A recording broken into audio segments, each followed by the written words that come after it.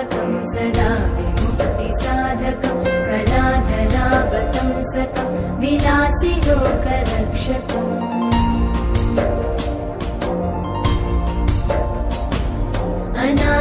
अनायकैकनायकं विनाशिते भदैत्यकं नताशुभाशुनाशकं नमामि तं विनायकम्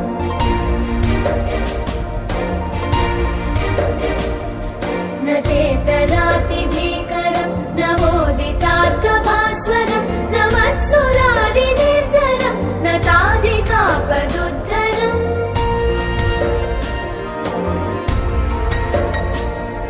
सुरेश्वरं निधीश्वरं गजेश्वरं गणेश्वरं महेश्वरं तमाश्रये परात्परं निरन्तरम्